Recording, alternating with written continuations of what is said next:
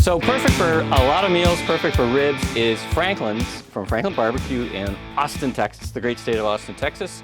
Franklin's Espresso barbecue sauce. Now I found this recipe online. He sells it directly as well. I intend to make a pilgrimage to Texas barbecue with my great friend and podcast partner Steve Dennis, so stay tuned for that. So let's make the Franklin's Espresso barbecue sauce. Now this sauce keeps for about 2 weeks, so it starts out with your base ingredient of ketchup. I like using French ketchup because, well, yes, they use Canadian tomatoes. So into our ensemble cookware, we put 1.5 cups. Now, you'll note I'm being actually fairly precise about the measurements, which is usually not always what I do, because for this I've found if you mess around with the measurements too much, it doesn't quite work out. So 1.5 cups, and yes, that's true, I'm not using an exact cup. And there I'm gonna just, the bottle's empty, so I'm just gonna put the whole bottle in.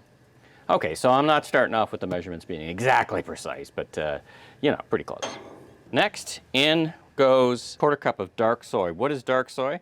Well, it's obviously soy that's a richer, thicker, even more umami flavor. So you can use regular soy, but if you can find dark soy, better.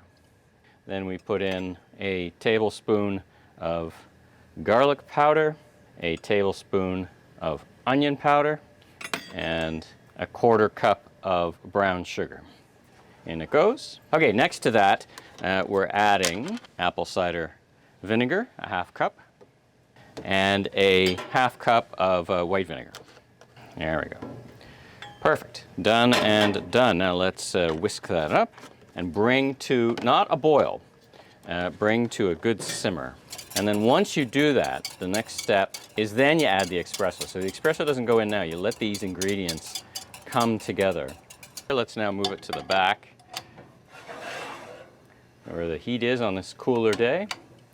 After a while, we'll add in our espresso, but let's bring it to a simmer first. All right, so it's been about 15 minutes, and let's take a look at how we're progressing. I put the lid on just to keep a bit more of the heat in. All right, that's looking just great. That's exactly where we want it to be. So let me now add in our espresso. Excellent. And now let's mix that up. And we're done. Let's get this off the heat. And we'll let that sit, and then we will bottle it up. So you can keep that in the fridge. They recommend about 2 weeks.